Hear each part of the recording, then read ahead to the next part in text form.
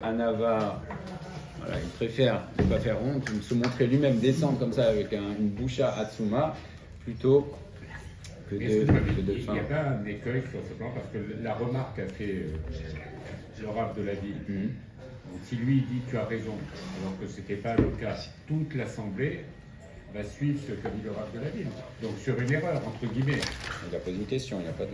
Il a posé une question. Il n'a pas une question. Oui, non. Il n'a pas dit quelque chose de faux, il a posé une question. Et le rave n'a pas répondu. Il a dit je ne sais pas répondre. Ouais, il a une couche, non, il a une coucha. Coucha, c'est une question à laquelle tu vas Parce que sinon, tu es obligé de répondre. Oui, s'il dit quelque chose de faux, mais une coucha, c'est une coucha. Si la coucha, il y a des couchottes où il n'y a pas de réponse. Et d'ailleurs, Rabbi Akiva Eger lui-même, il a les couchottes de Rabbi Akiva Eger, qui était un Gaonatsu, on voit, il a 200 questions. Et voilà, donc il y a des couchottes. C'est ça la grandeur de la Torah. Et c'est pour ça que c'est le Hémet. C'est sûr que c'est le Hémet parce qu'il y a des couchottes qui restent sans réponse et que voilà, quand un Rav, un Gdolador, le Rav Shach, il a une question d'un Talmud de 20 ans, il ne sait pas répondre, le Rav, il ferme sa Gemara, il descend. Ça n'existe que chez nous parce que c'est la recherche du Hémet. Je ne cherche pas à avoir raison, je cherche le Hémet. Je ne sais pas répondre. Ah, j'ai pensé, j'ai réfléchi, le Gdolador, etc. Il ne sait pas, il descend. Il y a un jeune qui lui pose une question, il descend, les zéros. Voilà, donc ça, c'est une petite histoire pour montrer le derer de la Nava B'ezrat Hashem qu'on s'inspire de ça. Alors on est page 24. Isader Aïnyan ben Nachat Kama Pamim. Et là il parle justement devant ses élèves, on voit la grandeur de ses rabbanim, et on connaît le Sachar de Rabbi Preda. Une histoire très connue qui est répétée, il avait un élève qui était très difficile, très gentil mais très difficile, ça a beaucoup de mal à rentrer, et il devait lui répéter 400 fois les choses avant que ça rentre. Et une fois, donc il était apparemment à la 399e, et il y a quelqu'un qui vient poser une question au Rav, et là il dit Rav, je suis désolé mais j'ai tout oublié. Et là on lui a fait répéter encore 400 fois. Déjà, nous, au bout de 3 fois, on dit bon, à vous d'être mis d'autres, quand un enfant il te demande quelque chose 3 fois, 400 fois, et à la fin, le 400e il dit j'ai oublié, allez, on refait. Alors là, il a un grand srout. On avait déjà raconté cette histoire, mais elle est tellement incroyable. On dit qu'est-ce que tu veux? Il a dit Machamem, qu'est-ce que tu veux? Tu préfères vivre 400 ans ou plutôt que toute ta génération et le Olam Haba? Alors le Rav, Rabbi Freda, il a dit je préfère que toute ma génération ait Olam Haba. Et donc il a eu les deux. Et il a vécu très très longtemps, Rabbi Freda. Ve'od yeshanava gdola lilmod lifne aktanim. Alors c'est exactement le sujet qu'on voit. Dans des lifne aktanim, velidrosh mehem ma shenela mimenu. D'apprendre et d'enseigner devant des enfants, des petits, etc. Et d'apprendre aussi, velidrosh même machenela mienu, et d'être prêt à apprendre de tout le monde. Et c'est ce qui est marqué dans Teilim, Mikol melamdai iskalti. J'ai appris de tout le monde. J'ai appris de tout le monde. Alors c'est dans ma Seret Avot, c'est marqué Ezeu chacham alomen mikol adam. Celui qui est le vrai chacham, celui qui est prêt à apprendre de tout le monde. Pas de dire comme dit le Chotz, ne pas dire comment je vais apprendre de lui? Celui-là, il est Allo Katan Mimeni, il est plus petit que moi. Non. Zélo de Chorma. Ça ne s'appelle pas de la Chorma parce que le Chacham, c'est celui qui est prêt à apprendre de tout le monde. Il est prêt à apprendre de plus grand que lui, plus petit que lui, juif, pas juif, il est prêt à apprendre de tout le monde. Alomed, Mikol Adam, mais au-delà de ça, c'est aussi un signe de Hanava, c'est d'accepter quelqu'un qui te dit quelque chose, voilà, et on voit les Gdolador. Ah quoi, je sais pas, je suis un Malmar, il n'y a pas de problème, et je vais aller revoir ma copie. Et ça, c'est un signe de Hanava. Ve'od amroa botoni zichronam lacha, me'od eve shafal ruach. Sois très humble, c'est-à-dire devant tout homme, l'omifne akdolim, pas juste devant les plus grands que toi où c'est facile. Af leifne aktanim. Et celui qui va dans ce derer, il faut essayer, B'ezrat Hashem, chacun à notre niveau, d'emprunter ce derer Yezake Arabim. Et chacun à notre niveau, celui qui a un peu, beaucoup de Torah, etc., il a la capacité, la possibilité dans son entourage, ça peut être à la maison, ça peut être avec un ami, etc., etc. Donc quand on va diffuser de la Torah, des enseignements, alors si on adopte cette attitude qu'on montre qu'on est prêt à écouter, qu'on ne s'enorgueillit pas, alors à ce moment-là, on est Mezake et Arabim. C'est quoi Mezake et Arabim? Donner du mérite au public. Et le rabbin, chacun a son rabbin. Encore une fois, ça peut être le rabbim, ça commence dans le cercle le plus proche, c'est dans le cercle familial. Dans le cercle familial, proche, immédiat. Mais la quête, c'est le plus grand route, c'est le plus grand mérite, le zikouï arabim, de donner du mérite aux autres. Ça compte même pour nos enfants, dont on a la responsabilité, déjà la mitzvah de l'éduquer. Bien sûr, zikouï arabim. Tu éduques bien tes enfants, et tes enfants après ils vont être mes akayat arabim, etc. Bien sûr. Qui ou no se chen bene kol roi, parce que ça va donner du chen. Tous ceux qui le voient, vechol maasa vesidre inyana mekubalim lahem. Et tout ce qu'il va faire va être accepté. Vetamid meshavrimoto. Et alors à ce moment-là, les personnes, tout le monde va le louer. Ou mitorkar empromdim la sot kamo. Et le plus important, c'est que les autres vont vouloir à ce moment-là l'imiter. Ça, c'est très important. De la même manière que quand on a des mauvaises fréquentations, on a tendance parfois même à vouloir imiter. Mais aussi quand quelqu'un montre un bon exemple, alors ça va donner envie aux autres de faire comme lui. Mitorkar, empromni la sot kamo, vechol adam yevach beno, shiye komo ploni. Et alors à ce moment-là, chaque personne va bénir son fils qui soit comme cette personne, ou basé, ou mekadesh Hashem. Donc on voit les conséquences. C'est pas juste de dire bon, un comportement. Un bon comportement, vous voyez ce que l'enchaînement, une personne se comporte bien. Alors c'est zikouï arabim. Et alors les personnes, ils vont apprendre de lui. Et ça, et chacun va vouloir. Et quelle est la conséquence? C'est il va faire Kiddush Hashem. Il n'y a pas de plus grande mitzvah que Kiddush Hashem. C'est tout le but du monde. Pourquoi Akadosh Baruch Hu a créé le monde? C'est Kiddush Hashem. C'est le but. Le but du monde, c'est Kiddush Hashem. Et même les Rechaïm, ils font contre leur gré, ils font Kiddush Hashem. C'est ce qu'on a vu Paro. Il fait le malin, etc. Akadosh Baruch Hu, il a dit. Je me suis moqué de lui. Pourquoi? Parce que même le rachat, il participe au Kiddush Hashem. Donc la question n'est pas de savoir est-ce qu'il va avoir Kiddush Hashem, c'est est-ce que je participe positivement au Kiddush Hashem. Kiddush Hashem il y aura, et Kiddush Hashem il y a en permanence Kiddush Hashem pour ceux qui veulent bien voir. Donc la question n'est pas de savoir est-ce qu'il y aura, il y a. Maintenant est-ce que je participe activement au Kiddush Hashem, ça le mérite. Et Paro, il a participé. Bien sûr qu'il a. Parce que le rachat, quand il tombe le rachat, c'est un des plus grands Kiddush Hashem. C'est celui qui dit quoi? Au début, Paro, qu'est-ce qu'il disait? Mi Hashem, Yud Kevavke, je connais pas. Je connais peut-être Elohim. Yud Kevavke, c'est qui? Et à la fin, il dit, sortez, allez servir Yud Kevavke comme vous avez dit. C'est-à-dire qu'à la fin, il dit, donc il reconnaît quand le rachat, il dit voilà, allez-y. Et il dit, c'est le plus grand Kiddush Hashem. Ça montre la grandeur d'Akadosh Baruch Hu et que tout participe à la révélation du Shem Hashem. Et donc c'est Kiddush Hashem. À l'inverse, quand Aval, Amit Gaé, par contre celui qui s'enorgueillit, qui montre ses connaissances ou qui va montrer un comportement qui n'est pas adéquat, alors Umechalel Hashem. Il fait Chilul Hashem. Et là aussi, de la même manière que la plus grande mitzvah c'est Kiddush Hashem, la Avera la plus grave c'est Chilul Hashem. Chilul Hashem. C'est le Rambam qui dit dans l'Ilchot Teshuvah, il dit il y a des avérotes où c'est juste je fais teshuvah, je fais teshuvah et c'est bon. Il y a des avérotes, il faut passer par des difficultés, par kippo. Après il y en a, il faut passer par des difficultés. Et il y a des avérotes qu'il n'y a que le jour de la mort qui pardonne et c'est comme Chilul Hashem. C'est là, il y a des avérotes très très graves, Avodah Zarah, etc. Chilul Hashem, ça fait partie des avérotes les plus chamurot. Et donc celui qui est mitgaé, celui qui s'enorgueille, et notamment quand il a le Keter, ou bien quand il est censé représenter, ça peut être encore une fois, ça peut être dans notre famille. Quelqu'un par exemple qui est plus pratiquant que les autres dans sa famille. Alors il a la responsabilité, à ce moment-là, il représente aux yeux de sa famille, il représente la Torah. Comment tu te comportes? Tu commences à crier sur tout le monde, tu commences à t'enorgueillir de ta forma. Alors c'est Chilul Hashem. Donc c'est pas que les Gdoléadors quand ils se comportent, c'est chacun selon ce qu'il représente aux yeux des autres. Donc si toi tu représentes quelque chose aux yeux des autres, si tu représentes la Torah, si tu représentes la religion, etc., alors tu as une responsabilité, savoir que ton comportement a des conséquences immenses. C'est-à-dire que si tu te comportes bien, alors on va apprendre de toi et on va être content, on va vouloir te ressembler. Si tu ne te comportes pas bien, alors les mots c'est clair, c'est Chilul Hashem ou Martiat Arabim et ça fait fauter les autres. Vous domez les nevela, comme une nevela. Vechol au vert, qu'est-ce qui se passe quand on a une carcasse dans la rue? Qu'est-ce qui se passe? Tout celui qui passe, Veshav maniach yado al chotamo achiavor, qu'est-ce qu'il fait? Il bouche le nez. Jusqu'à ce qu'il passe. Car Hamid Gaé, celui qui s'enorgueillit, ou Megane et à Torah velomdea, il rend la Torah et ceux qui l'étudient méprisables. Ou Machrik ben Adam in Torah, et ça éloigne les autres les autres de la Torah, qui omrim, parce qu'ils disent, et ça c'est la pire des choses, ma toelet yesh ba Torah. C'est ça la Torah. Quel but il y a dans la Torah?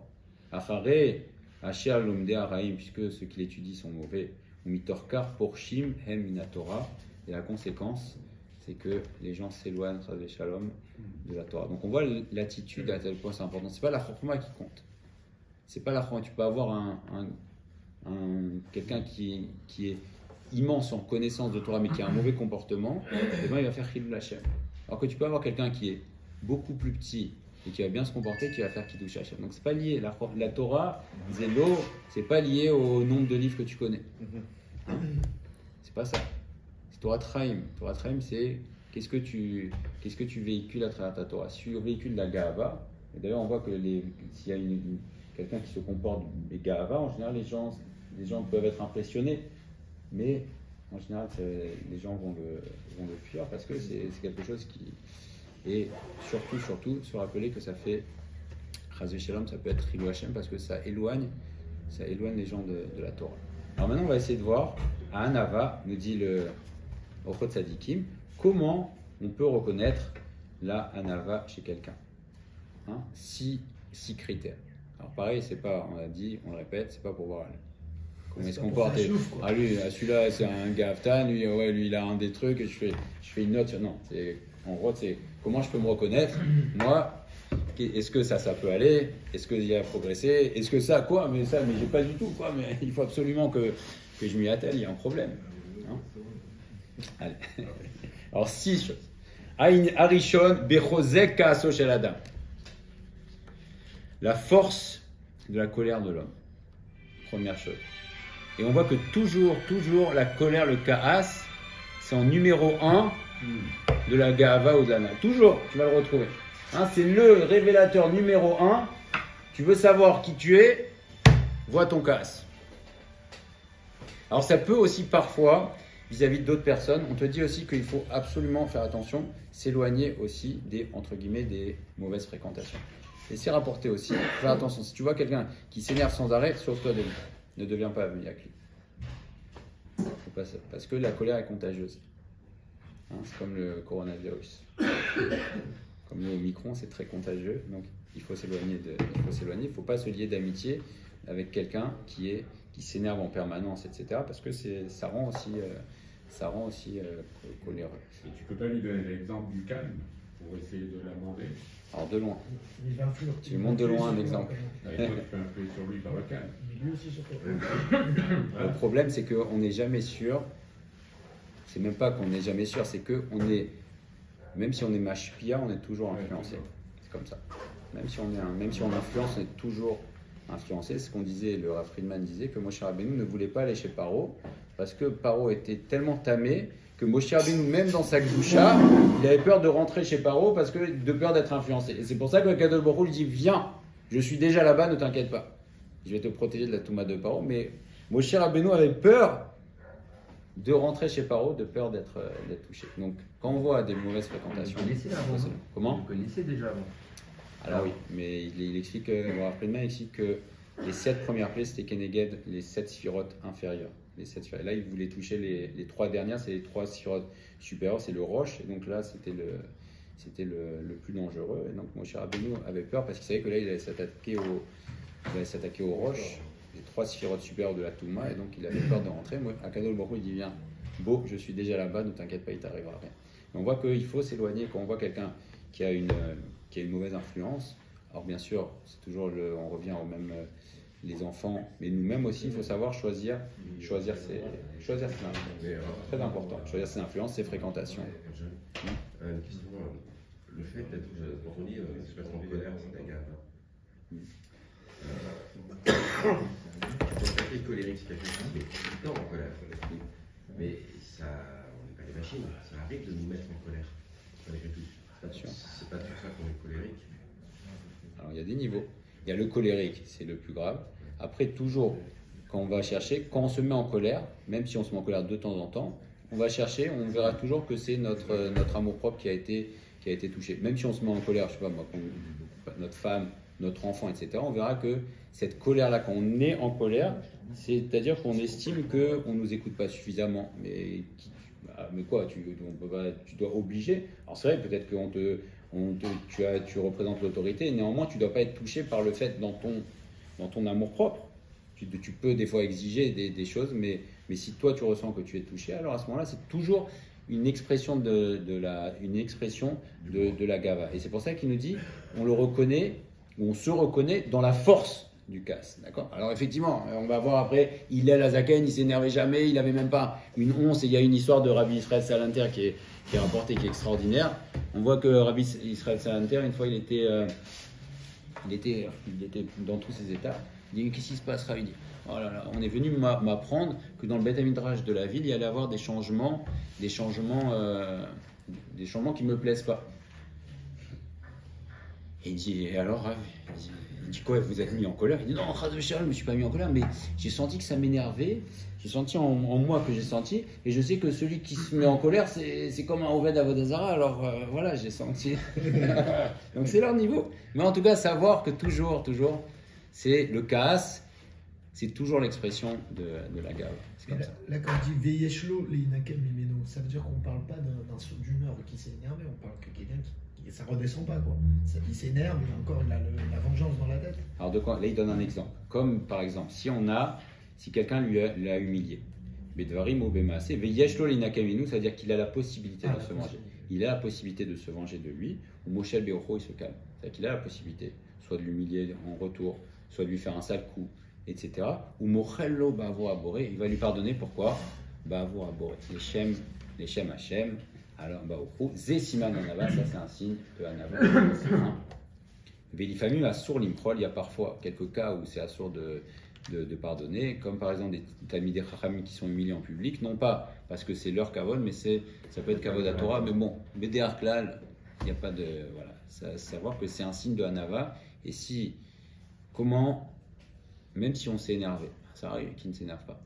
On s'est énervé. Il y a la force de la colère. Hein. Il y a un révélateur. C'est un Pirkei Avot aussi. Pirkei Avot, c'est le livre de Moussar de référence, la morale juive. Hein. Pirkei Avot. Code de la route. Voilà, code de la route. Comment tu reconnais un homme et aussi comment se comporter. Un homme qui s'énerve, mais tout de suite ça redescend. Ashrichelko, heureux est-il. Parce que déjà aussi la force, mais on est en train de parler, effectivement, tu fais bien de dire, on n'est pas en train de parler de Malachim. On dit quelqu'un qui s'énerve, mais qu'est-ce qu'il fait? Moshel Beocho, il se maîtrise. Alors c'est vrai, on peut monter, mais après, Moshel Beocho, et pourquoi? Les Shem Hashem, alors ça c'est un signe de Hanava. Pourquoi? Parce que la Hanava, ça montre que tu as quelqu'un au-dessus de toi. C'est quoi la Ga'ava? La Ga'ava, c'est ressentir qu'il n'y a personne au-dessus de moi, oublier qu'il y a quelqu'un au-dessus. Hanava, c'est de dire qu'il y a quelqu'un au-dessus, de moi. Et donc c'est pour ça, il est morel, Bavo Aboré, alors ça, c'est un signe de Hanava. Oui. Pardon, il y a un truc qui m'échappe. Quand il y a une dispute familiale, par exemple, et que l'autorité parentale et l'autorité du père, par exemple, est revenue en cause. Comme par hasard. Ce qui n'arrive jamais. Hein. Jamais, très un cas théorique. Donc en fait, c'est pas forcément l'expression de la Ga'ava qui va se mettre en exergue. C'est le fait de dire, finalement, l'autorité du padre est remise complètement en cause et ça peut créer des dommages monumentaux vis-à-vis des enfants. Sortir Martin. Donc du coup, l'expression de la colère, elle est plus là-dessus que par le fait d'avoir sa parole remise en cause particulièrement. Tu vois, c'est plus les conséquences qui font que ça agace, plus que par la... Tu vois ce que je veux dire? J'ai l'impression que c'est comparable à un homme de Torah. Quoi. Alors on peut, et même parfois on doit montrer un visage courroucé, mais à l'intérieur, on doit être calme. C'est ça le cas. Le cas, c'est à l'intérieur. C'est ça. C'est montrer, il y a des fois où il faut être très strict et montrer, même si tu dois élever la voix, tu lèves, mais à l'intérieur, être sûr que tu es calme. C'est ça. Le top, c'est de faire semblant de s'énerver. Voilà. Tu peux montrer, comme à Kadosh Baruch Hu, l'Avdil et l'Ef Avdalot. À Kadosh Baruch Hu, quand on dit à Kadosh Baruch Hu, Charon Apo. À Kadosh Baruch Hu, il est énervé, vous croyez qu'il est énervé, à Kadosh Baruch Hu, il est bien au-dessus de ça. Il n'a pas d'énervement, c'est qu'il montre sa désapprobation dans le monde ou avec une personne par le fait qu'il va montrer du din.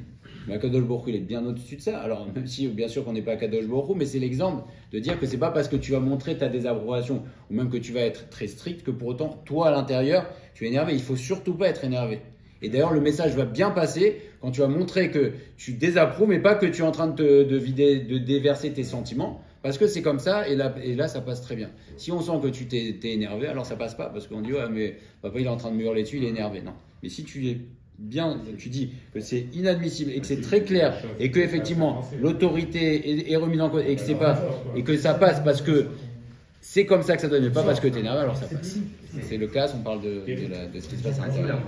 Comment? C'est facile, parce qu'après tu peux monter quelqu'un nerveusement, tu le montes pour le mettre dans son corps. Donc après, il a tout perdu. Et c'est lui qui voulait arriver à ses fins finalement. Les dogmas, ça me dégoûte la religion, ça me dégoûte, tu vois ce que je veux dire? Tu as beau montrer l'exemple, et la personne qui est en face de toi, c'est comme ça peut arriver en politique, il y a des rabbinines qui vont parler, qui font de la politique, qui disent des choses très dures à entendre. Et les personnes qui sont en face, vu qu'elles ne veulent rien entendre, vont l'accuser, ah voilà c'est ça la religion, ah voilà c'est ça, c'est ce qu'on attend de nous. Donc il faut trouver le... C'est sûr, c'est très caché, mais c'est un rave qui disait, je ne me souviens plus de son nom, qui disait, je ne peux pas maîtriser l'attitude des autres, mais je peux toujours essayer au moins de maîtriser ma propre attitude. Donc si je sens que je monte dans les tours, vaut mieux partir. Je peux pas. Mais c'est ce que mon père disait hier, c'est que par exemple pour les enfants chez Mishmor secoués, il y a un certain nombre d'enfants secoués, quand les parents n'en peuvent plus, ils disent que vaut mieux sortir de la pièce. Sors de la pièce, laisse l'enfant, etc. Donc si on sent que la situation nous dépasse, on sort, on laisse. Mais on a abandonné le problème en égo. C'est que la technique. Le fond, à la limite, n'importe peu. C'est juste la façon, on va dire. Et ce qui est drôle, c'est que autant dans un milieu qui n'est pas familial, on arrive plus ou moins à le mettre en action. Et dès qu'on arrive dans un cercle intime, d'intimité, on se rend compte que ces techniques-là, on arrive beaucoup moins à les mettre en application. Très maintenant. Alors pourquoi? Parce que quand on est en négociation, c'est toujours l'histoire de la fleuriste. La fleuriste qui a un gros contrat, elle se calme. Parce que dans négociation, tu as un intérêt. Donc du coup, c'est ton sérel qui est en permanence qui dit là, il ne faut pas que je m'énerve. Et donc tu sais, tu n'as même pas besoin d'y réfléchir parce que ton esprit, il est déjà préparé de dire là, je ne peux pas m'énerver parce que ça va montrer une signe de faiblesse, etc. Alors qu'à la maison, on lâche et donc il n'y a pas le sérel, il n'y a pas le même intérêt.